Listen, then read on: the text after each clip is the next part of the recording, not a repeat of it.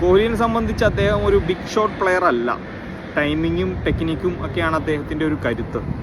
ഒരു hard hitter എന്ന വിശേഷണം നമുക്ക് കോഹ്ലിക്ക് കൊടുക്കാൻ സാധിക്കില്ല. അപ്പോൾ കോഹ്ലിയെ സംബന്ധിച്ച് അദ്ദേഹം പല ജയമകലെയായിരുന്ന കളികളൊക്കെ ജയിപ്പിച്ചിട്ടുണ്ട്. പാകിസ്ഥാനെതിരെ അങ്ങനെ കുറേ നമുക്ക് ഉദാഹരണങ്ങളുണ്ട്. കോഹ്ലിയുടെ എന്താ പറയുക, സ്ട്രൈക്ക് റേറ്റ് കൂടുതലായിട്ട് വന്ന കളികളുടെ ഉദാഹരണങ്ങളൊക്കെ ഒത്തിരി ഉണ്ട്. എന്നിരുന്നാൽ പോലും കോഹ്ലി ഒരു പ്രഹരശേഷി അത്ര ഉള്ളൊരു ബാറ്റ്സ്മാൻ അല്ല. അദ്ദേഹത്തിൻ്റെ ടെക്നിക്കുകൾ കൊണ്ടും സ്ട്രൈക്കുകൾ റൊട്ടേറ്റ് ചെയ്യാനുള്ള കഴിവ് കൊണ്ടും എന്താ പറയുക, അദ്ദേഹം ഒരു ഓർത്തഡോക്സ് ബാറ്റ്സ്മാനാണ്. അപ്പോൾ ഒരു ഹാർഡ് ഹിറ്ററായിട്ട് നമുക്ക് അദ്ദേഹത്തെ പരിഗണിക്കാൻ കഴിയില്ല.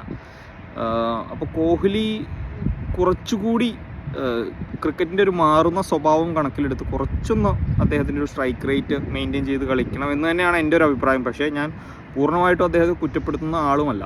അപ്പോൾ എന്തായാലും നമുക്ക് കാത്തിരുന്ന് കാണാം.